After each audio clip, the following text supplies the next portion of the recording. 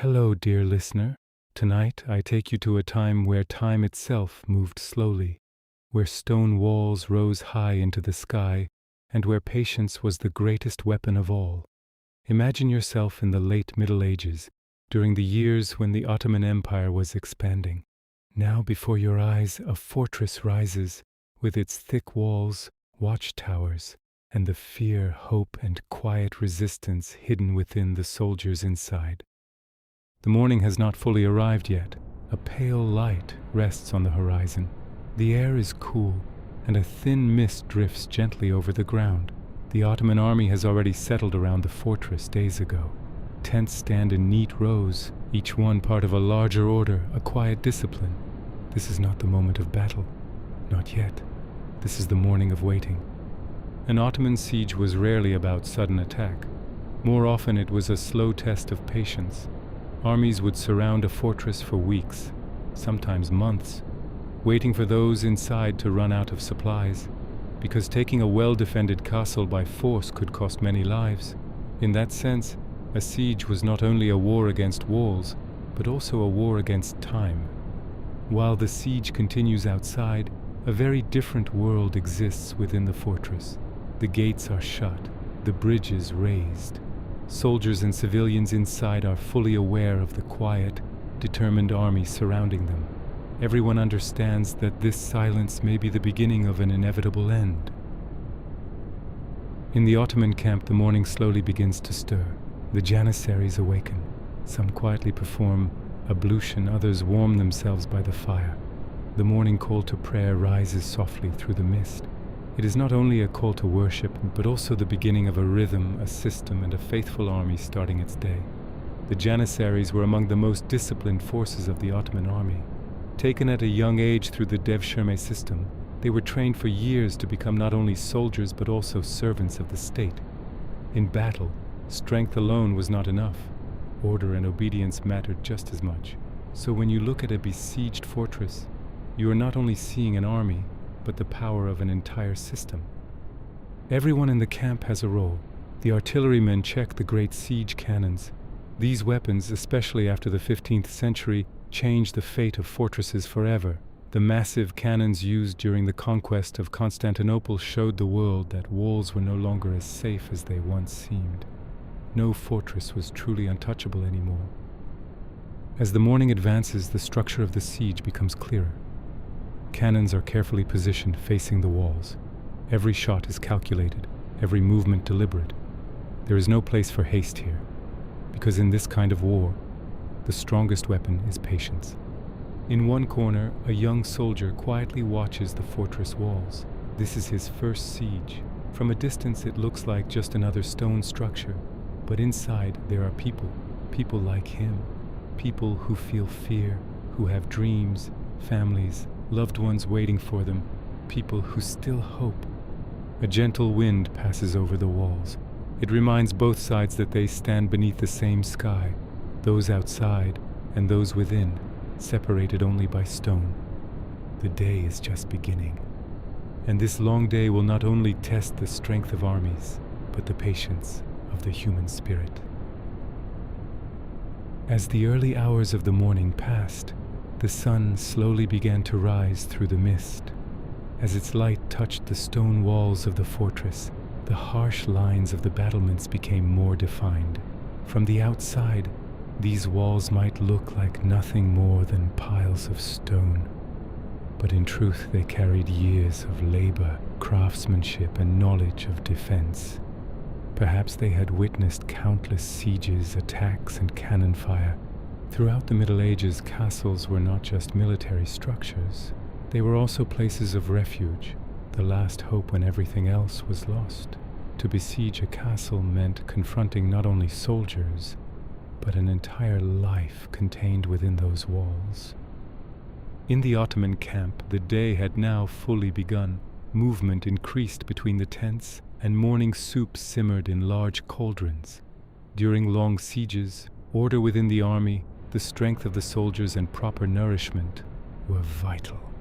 Because wars were not won only on the battlefield with swords and cannons, but also through logistics. Keeping supply routes open, ensuring regular meals, and maintaining morale were just as decisive as the damage inflicted by artillery. The Ottomans were highly organized in this regard. Campaign routes were carefully planned in advance, supply stations were established along the way, and the needs of the soldiers were determined and met step by step. Inside the fortress, however, the day began under a heavier, more somber mood. The soldiers who had stood guard through the night were exhausted. The silence lingering along the walls weighed heavily on the minds of those inside. Because a siege was not only a threat from the outside, it was also a growing uncertainty within. How long would the supplies last? Would help arrive? Or would these walls slowly trap them in isolation? Everyone carried a quiet fear, a lingering doubt, and that doubt began to consume them long before the cannons could. On the side of the besieging army, as the sun climbed higher, the Ottoman artillery had completed its preparations. The great bronze cannons stood waiting silently in the cool morning air. These were not ordinary weapons. From the 15th century onward, the Ottomans had established a significant advantage in artillery technology over other powers. The massive cannons developed by the Hungarian master Urban had made even the strongest walls vulnerable. This shift had completely changed the nature of siege warfare. Even the thickest walls could now be broken, given enough time. Then the first cannon shot shattered the morning silence. It was more than just an explosion. It was a signal that the day had truly begun. As the cannon roared, its echo rolled through the valley and struck the stone walls before returning. After a brief moment of silence, small fragments of stone began to fall from the battlements. This first shot was often a test, probing for weak points, adjusting the aim for what would follow. Inside the fortress, the sound felt very different. The walls trembled, dust filled the air, and people began to move in panic. Women pulled their children close, soldiers rushed to the walls, because now the waiting had turned into reality. The siege was no longer just an encirclement. It had become direct pressure. In the Ottoman camp, everything continued in a controlled, calculated manner. The artillery crews carefully timed each shot, ensuring that ammunition was not wasted. A siege could last a long time, and each day had to be sustained with the same discipline. The Janissaries had not yet entered direct combat. They were usually deployed in the final stage, when a breach was opened in the walls. So for them, the morning hours were filled mostly with waiting and preparation. By midday, the air had grown slightly warmer. The mist had fully lifted, and everything was now clearly visible. Both sides could see each other without obstruction. Soldiers standing atop the walls watched the army below with unease, while those below carefully observed every movement above. This silent exchange of glances created a tension that could not be seen, but could certainly be felt. There was no close combat yet, but everyone was aware of what was coming. Perhaps this moment had been lived countless times before. The outcome was known. What would happen, how it would unfold, and perhaps that was the true source of the tension. For the knights and the defenders of the castle, their greatest advantage was height. From above they could fire arrows, pour boiling oil, or roll down heavy stones. That is why sieges were rarely about direct assault. They were wars of attrition. The Ottomans understood this well, and they did not rush. By the middle of the day, the siege had become more than a military operation. It had turned into a test of patience and endurance for both sides. And yet, the day was only halfway through. As noon approached, the sun began to illuminate the stone walls of the fortress with a harsher light. The coolness of the morning gave way to a gentle warmth, but it brought no sense of peace. On the contrary, as every detail became clearer, the tension only grew stronger. There was no longer a mist to conceal the armies, no shadows to hide within. Both sides could now see each other openly, every movement, every step, every preparation carefully observed. In the Ottoman camp, order continued without disruption. Discipline was never compromised. The cauldrons were boiling again, and soldiers lined up to receive their meals. Though it looked like a short moment of rest, it was actually part of the system itself. Because in long sieges, it was not only physical strength that had to be preserved, but mental endurance as well. The Janissaries in particular were used to this kind of waiting. For them, patience was just as important as the skill of the sword. The artillerymen continued their work without pause. Based on the results of the morning's shots, new calculations were made, and the angles of the cannons were adjusted with careful precision. Nothing was done randomly. Ottoman artillery was among the most advanced military practices of its time, and every shot had to be planned with expertise. Each cannon mattered. There was no room for waste, no luxury of ineffective fire. Specific points on the walls were targeted, and through repeated strikes on the same area, the stone structure was gradually weakened. This method had proven its power during the conquest of Constantinople. The Byzantine walls, once believed to be unbreakable for centuries, had eventually cracked and finally collapsed under days of relentless bombardment. Inside the fortress, however, the midday hours felt heavier, more tense. The first cannon shots of the morning had already given a clear signal of what was to come. Commanders inspected the weaker sections of the walls, reinforcing damaged areas with stone and earth. This was a routine task in every besieged castle, yet a vital one, because even the smallest crack could, over time, turn into a breach. Behind those walls, there were not only soldiers. Women, the elderly, and children were also part of this confined world. They were not fighting directly, but they felt the weight of the siege just as deeply. People waiting by the wells for water spoke in low voices. No one openly voiced their fears.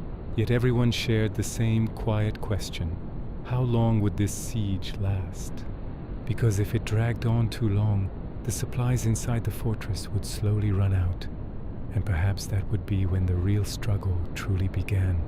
That fear lived quietly in many hearts. By midday, movement in the Ottoman camp increased once again. This time, it was not only the cannons that were active. The sappers had begun their work as well. These soldiers, who dug tunnels beneath the ground, were one of the most critical elements of a siege.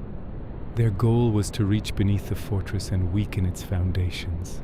It was a dangerous task because defenders inside could dig counter tunnels, leading to sudden clashes underground. This silent war was often more dangerous than the fighting above, because beneath the earth there was nowhere to run, nowhere to hide. At any moment the two sides could come face to face in the darkness. The sound of cannon fire continued throughout the day, at intervals. Each blast echoed within the fortress, sending clouds of dust rising from the stone walls. Though the sound began to feel familiar, each explosion carried the promise of new damage.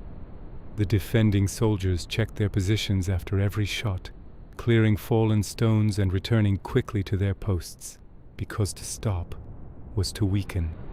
As the afternoon wore on, the wind shifted direction. Even such a small detail could influence the course of a siege. Smoke and the smell of gunpowder drifted toward the fortress, making the air inside heavier, harder to breathe. For the Ottoman army, however, this meant a clearer view. These small, almost invisible changes formed the unseen side of war. As time passed, exhaustion began to settle over both sides. Yet no one showed it openly, because a siege was not won by weapons alone. It was won by will. The pressure of the day had worn down those inside the fortress, both physically and mentally.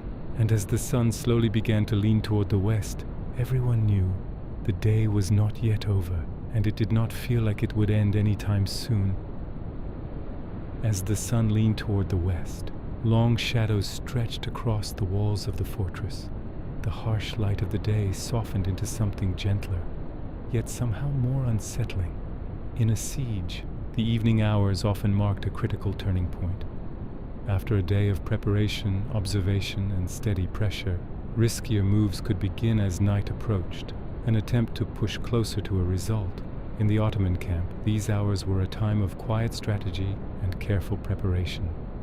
Inside the command tent, the pashas and commanders overseeing the siege had gathered. In such operations, the highest authority was usually a commander acting on behalf of the Sultan. If this scene had taken place in the mid-15th century, that figure might well have been Mehmed II, a leader who had mastered the art of siege warfare. One of his greatest strengths was not just military force, but his understanding of engineering and strategy. During the siege of Constantinople, he personally studied weak points in the walls and planned the placement of the cannons. His sharp mind, shaped by knowledge of physics, geometry, and mathematics, played a decisive role in his success. Inside the tent, maps were spread out. The effects of the day's bombardment were being discussed in detail. Which sections of the walls had suffered the most damage? How far had the sappers advanced? What countermeasures might the defenders attempt? Ottoman siege warfare was never based on attack alone. It relied on constant analysis and adaptation. That is why they often chose not to move quickly, but to move correctly.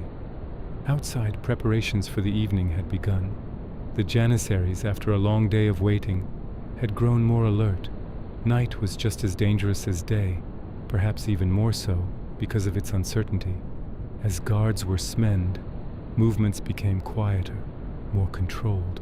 Fires were kept low, their light carefully managed so it would not spread too far into the darkness. Inside the fortress there was a similar sense of urgency. Areas damaged by the day's cannon fire were being reinforced in haste. Stonemasons worked alongside soldiers, trying to hold broken sections of the walls together with temporary supports. These repairs rarely lasted long, but in a siege, time itself was the most valuable resource. The commander of the defense stood upon the walls, watching the army below. He could have been a Byzantine lord, a Balkan noble, or a European knight. During the Ottoman expansion, the fortresses they faced belonged to many different cultures, from Serbia to Hungary, from Anatolia to the Balkans. Each siege carried its own story. During the siege of Belgrade, for example, the Ottoman army had faced a powerful resistance led by the Hungarian commander János Hunyadi. Moments like that were a reminder that no two sieges were ever truly the same. As evening approached, the air began to cool. The stones, warmed by the sun all day, slowly released their heat, and the wind grew sharper. At this hour, sounds carried more clearly. A distant voice, the faint ring of metal, the echo of a single step. Everything felt more pronounced in the gathering darkness. In the Ottoman camp, the sappers continued their work in silence. Beneath the earth, they advanced with simple tools, trying to reach the foundations of the fortress. It was exhausting, both physically and mentally, moving through narrow, dark tunnels, surrounded by soil that could collapse at any moment, demanded immense courage, and the defenders knew this. They too were digging counter tunnels. Above ground, a visible war unfolded, but below, an unseen battle was quietly taking shape. As night drew closer, another movement began on the Ottoman side. Light infantry and raiders patrolled the perimeter of the fortress. Their purpose was not only to prepare for attack, but also to prevent sudden sorties from within, because besieged castles often attempted to break the encirclement with surprise night assaults. For that reason, control of the surroundings had to be constant. When the sun finally disappeared, the sky turned a deep shade of blue. The first stars began to appear. But beneath this calm and quiet image, both sides remained fully awake, because in war, night was not a time for rest. It was the beginning of a different kind of struggle. And as darkness settled over the land, one thought moved silently through both the fortress and the camp. Uncertainty. Perhaps the real test was only just beginning. When night fully settled, the siege entered a different phase. The open, direct pressure of the day gave way to a more calculated, more controlled rhythm. In the Ottoman army, night was rarely a time of rest. It was a time when preparation deepened, when strategies were refined, when quieter, smaller operations took shape. And yet this did not mean stillness. On the contrary, darkness was when engineering work, reconnaissance, and subtle movements reached their peak. The artillery crews had ceased their firing after the day's bombardment, allowing the cannons to cool. This was not merely a technical pause. The bronze cannons of the era, if used continuously, risked overheating and cracking. Every shot had to be measured. every impact carefully calculated. Ottoman artillery was not based on strength alone, it was grounded in engineering and precision. This approach became highly systematized during the reign of Mehmed II and gave the Ottomans a decisive advantage in siege warfare. As the night advanced, the work of the sappers grew even more critical. These men were among the most technical elements of the Ottoman army. Their mission was to dig tunnels beneath the fortress, reaching its foundations and weakening them from below. The methods they used varied. Sometimes wooden supports were burned to collapse sections of the ground. At other times, gunpowder was placed for controlled explosions. These techniques fundamentally changed the nature of siege warfare. Inside the fortress, these activities did not go unnoticed. Experienced commanders listened closely, trying to detect even the faintest sound from beneath the earth. This led to the development of counter-tunneling. Defenders dug their own tunnels, attempting to intercept the Ottoman sappers. When these underground paths met, the result was often sudden and deadly combat in narrow, suffocating darkness. Unlike the battles above, there was no space to maneuver, no chance to retreat. More often than not, each tunnel became a grave for one side or the other. Around midnight, patrol movements intensified in the Ottoman camp. Raider units moved constantly around the fortress, watching for any attempt to break the siege. Castles under pressure would sometimes launch sudden night raids, hoping to disrupt the encirclement or secure supplies. These attempts were usually carried out by small groups, but they could be dangerous. For this reason, the Ottomans maintained control not only over the fortress itself, but over the entire surrounding terrain. Every path, every hidden passage, every movement had to be observed.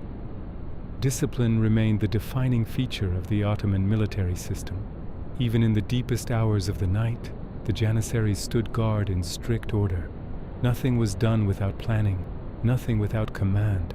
This structured approach played a major role in the Ottoman expansion across the Balkans and Anatolia. After the Battle of Varna, their growing military dominance allowed sieges to be conducted with even greater organization and consistency. Inside the fortress, the night moved more heavily. Torches burned along the walls, their flickering light casting shifting shadows across the stone. People lingered between wakefulness and restless sleep. Supplies were guarded carefully, water sources closely monitored. Because in siege warfare, hunger and thirst were often more decisive than weapons. Many fortresses in history had not fallen to direct assault, but to the slow exhaustion of resources within. The commander of the defense continued to watch from the walls. The order of the Ottoman camp, the arrangement of the tents, the controlled movement through the night, it all made one thing clear. This was no ordinary army.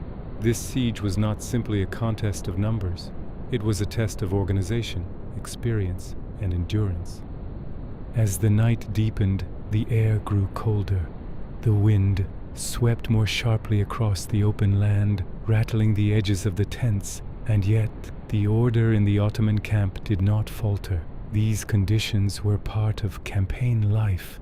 The soldiers were accustomed to them. Long marches, harsh climates, and constant uncertainty had shaped the character of the army itself. By now, the siege was no longer just a military operation. It had become a process, a slow, relentless test of strength, strategy, and time. With every passing hour, the defenses of the fortress weakened just a little more, and the control of the army outside grew just a little stronger. As the deepest hours of the night faded, the sky in the east began to pale once again. It was a sign that the siege was entering a new phase. In the Ottoman army, morning was not just the start of a new day. It was the moment when the results of the previous day began to take visible shape. The efforts carried out through the night were now ready to reveal their impact. Especially the progress of the sappers and the damage left by the cannons would become clearer in the morning light. With the first light, the artillery crews returned to their positions. This time, the target was unmistakable. The repeated strikes of the previous day had weakened a specific section of the wall. In Ottoman siege doctrine, the process of opening a breach was carried out systematically. Rather than firing at random, the same line was struck again and again.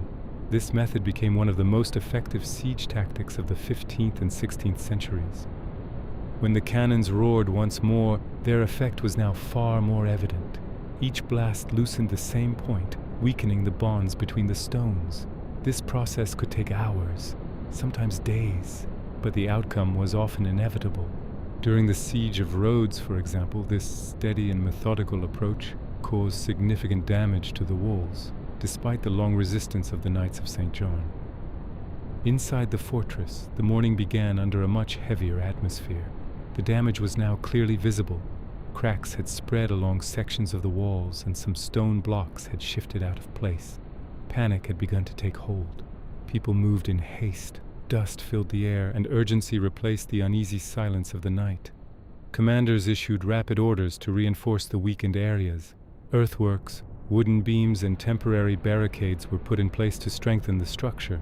These measures were common in medieval defenses, but everyone knew they could only slow the process, not stop it entirely.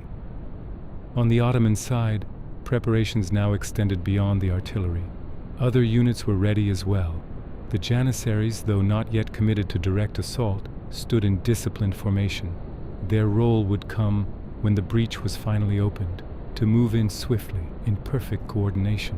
At that moment, speed, discipline, and command structure would determine the outcome.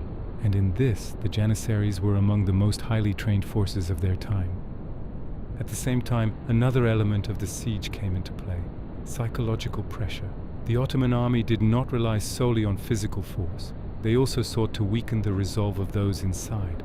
Drums, the rhythmic presence of the Meta band, and visible preparations carried out at intervals created a constant sense of pressure within the fortress. The sound of the Meta was not just music, it was a display of power. And when that sound carried toward the walls in the early hours, it left a deep impression on those defending them. Inside, the commander of the fortress now faced a difficult decision. How much longer could the defenses hold?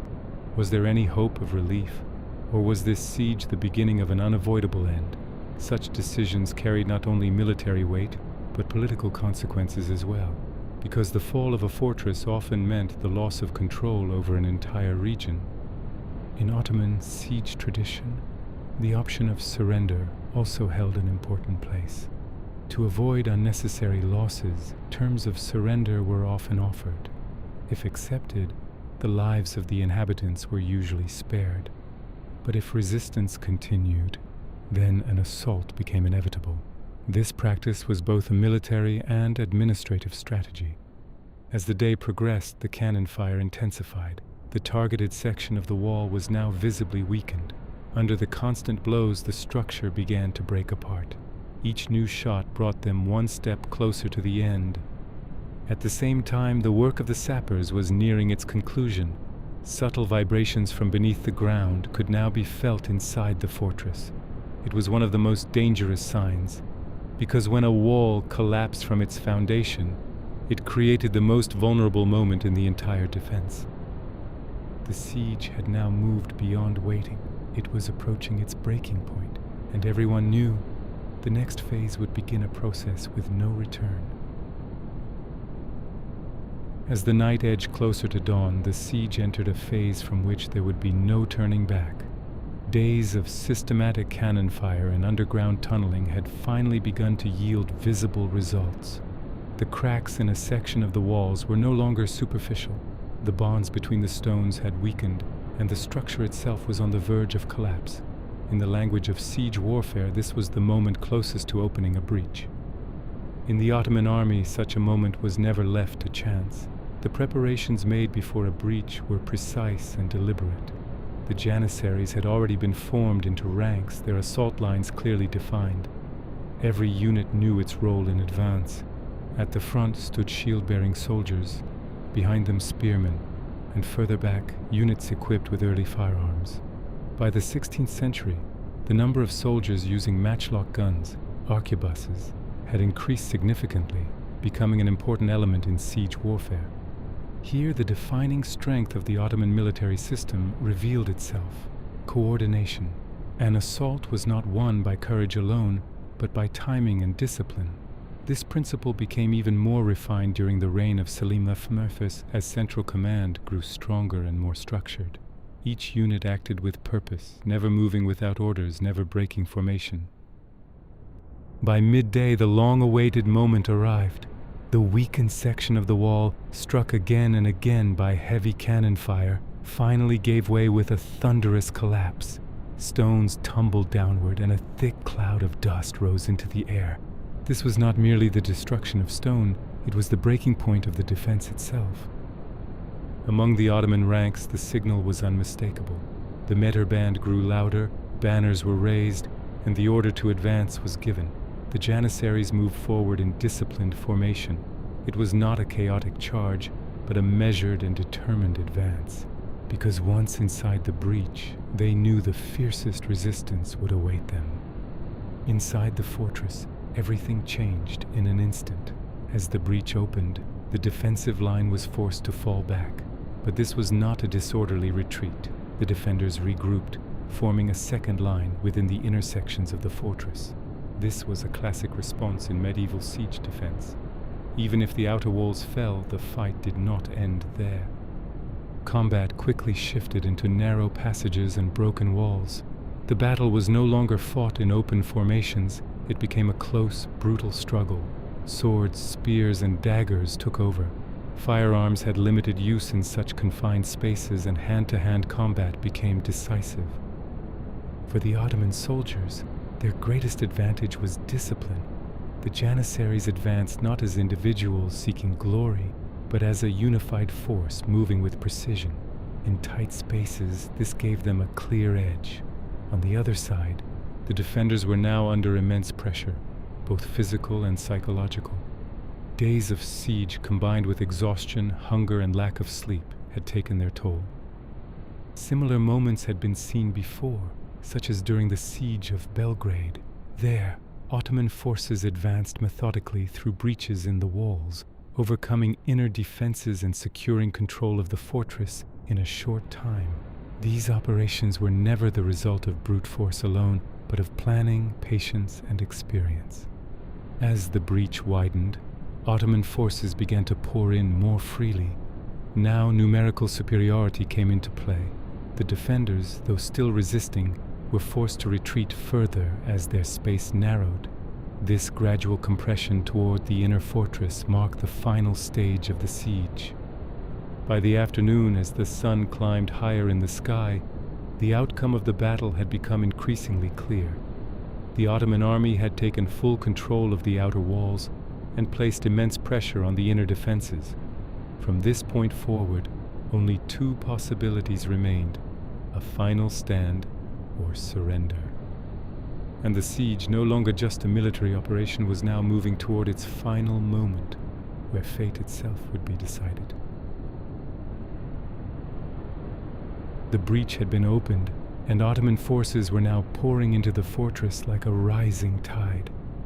As the fighting moved deeper into the inner sections, the nature of the battle began to change. This was no longer a siege.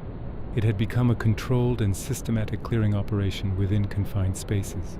The Ottoman troops did not advance recklessly after entering the breach. Every street, every passage, every defensive point was secured step by step. This was not chaos. It was the execution of carefully prepared tactics. The Janissaries were especially effective in close-quarters combat. Their formation, built around long spears and shields, was designed to break sudden counterattacks from defenders. Behind them, supporting units provided fire when needed, or quickly filled any gaps that opened. The Ottoman military system relied on this layered approach to movement. It was a method that proved particularly effective in urban and interior fighting. Inside the fortress, the defense had begun to fragment. The commander struggled to gather his forces at a central point, but communication was becoming increasingly difficult amid the chaos. Smoke, dust, and the constant noise made it hard to relay orders. In medieval warfare, such conditions often led to the collapse of organized resistance. Without a clear chain of command, defense could not be sustained for long. On the Ottoman side, however, the command structure largely held firm. This became one of the decisive factors in the outcome of the battle. By the 16th century, the Ottoman regimental system allowed units to act independently while still maintaining coordination. This structure had proven its strength not only in open field battles like Mohacs, but also in sieges and urban combat. As the fighting advanced, the inner courtyard of the fortress became the most critical point. This was the final defensive line. Here, the most experienced defenders gathered, forming a last barrier. Before reaching this point, Ottoman forces secured the surrounding structures, neutralizing any threats from elevated positions. Details like these revealed the technical nature of siege warfare. Victory depended not only on strength, but on control of space. At the same time, another crucial element came into play for the Ottoman army: logistics. In a siege, fighting alone was not enough. Soldiers had to be fed, ammunition had to be delivered, and the wounded needed to be evacuated and treated. The Ottomans maintained a highly developed system for this. Established supply lines between the camp and the front ensured the continuity of the operation. In long sieges, this created a decisive advantage. Inside the fortress, conditions were growing increasingly dire. The number of wounded rose, and managing water and food supplies became more difficult. Smoke and dust trapped within enclosed spaces made breathing harder. This revealed another reality of medieval warfare. Losses were often caused not just by combat, but by exhaustion, disease, and environmental conditions. As Ottoman forces closed in on the inner courtyard, resistance grew fiercer. The defenders knew there was nowhere left to retreat. The fighting became shorter, sharper, and more intense. Both sides understood that this was the moment where the outcome would be decided. At this stage, the Ottoman commander ordered one final call for surrender to prevent unnecessary losses. This was a common practice in Ottoman siege tradition. The aim was to reduce casualties and to capture the fortress as intact as possible. If accepted, the city was often spared and the population protected. But whether to accept or refuse this offer rested with the fortress commander. To continue resisting was often seen as a matter of honor, but it came at a heavy cost. As the battle raged on, time was running out for a final decision within the walls. Ottoman forces had taken their positions, ready for the last phase, and the siege was now approaching its inevitable conclusion. As the sun rose gently over the horizon, the tension within the fortress began to ease, just slightly. The final hours that would decide the fate of the battle had arrived. Ottoman forces had advanced fully into the inner courtyard, reaching the very heart of the defense. At this point, the siege had moved beyond a simple encirclement. It had become a direct process of control and capture. For the defending commander, the options were rapidly narrowing. The remaining forces gathered within the inner stronghold had diminished in number. They were scattered, disorganized, and struggling to hold together. The fighting throughout the day had drained both their physical strength and their morale. Medieval military records often show that in such moments, defenses collapse not only from force, but from the breaking of spirit. When physical endurance reaches its limit, psychological collapse is rarely far behind. The Ottoman commander, however, managed this moment with precision. A reckless assault could still lead to unnecessary losses, so the troops were held along defined lines, their advance controlled and deliberate. This reflected a core principle of Ottoman military doctrine. Speed mattered, but order mattered just as much. Meanwhile, at the highest point of the fortress, the defending banner still stood. In medieval warfare, a banner was more than a symbol. It was proof that resistance continued. Its fall often marked the true end of a battle. For both sides, it became a target not only of strategy, but of morale. A selected group of janissaries was assigned to take that position. These tasks were always given to the most disciplined and experienced soldiers. Advancing toward elevated positions in narrow spaces carried great risk, but if successful, it could decide the battle in an instant. Scenes like this had played out before, most famously during the conquest of Constantinople. After breaching the walls, Ottoman forces moved quickly to seize key towers and gates. breaking resistance in a matter of time. This approach had become a defining feature of Ottoman siege warfare. Inside the fortress, a final attempt at organized defense was made. The commander tried to gather what remained of his forces, but communication had broken down. Units were scattered, cut off from one another. This was a familiar breaking point in medieval sieges. Once central command was lost, isolated acts of resistance could not hold for long. As Ottoman troops advanced step by step, clashes continued within the inner courtyard. But these fights no longer had the strength to change the outcome. As the defenders retreated, their space shrank while Ottoman control steadily expanded. It was the unmistakable sign of a siege reaching its final stage. As the last light of day touched the stone walls, movement intensified around the banner's position. Ottoman soldiers reached the final point of resistance. After a brief but fierce struggle, the defenders' last stand collapsed. And then that moment came. The Ottoman banner was raised at the highest point of the fortress. This was not merely the raising of a flag. It was the declaration that the siege had ended, that the fortress had passed into new authority. In medieval warfare, this moment carried both military and political finality. Inside the fortress, the fighting gradually faded. It became clear that resistance was over. War gave way to the process of establishing order. Ottoman troops secured the captured areas, enforcing strict discipline to prevent looting or disorder. This too was a defining element of Ottoman military governance. As the sun finally set, the siege that had consumed the day came to an end. But this ending was also the beginning of something new. Dear listener, tonight we've witnessed a siege of a fortress in the Ottoman Empire together. We saw the weight that began in the shadow of the walls, the rising tension with the sound of cannons, and that moment when fate was changed. History often tells only the outcomes, but the real story lies in the long and arduous process that leads to that outcome. The fall of a fortress is not just the collapse of stone walls, but a moment when strategy, patience, and human will are tested. If, during this journey, you felt yourself immersed in that era, if the story somehow pulled you into the past, don't forget to like the video and subscribe to the channel for more historical tales like this. Also, be sure to comment below about which historical event you'd like to see in the next episode. Perhaps in the next journey, we'll be together again. For now, good night, stay calm, and continue to lose yourself in history.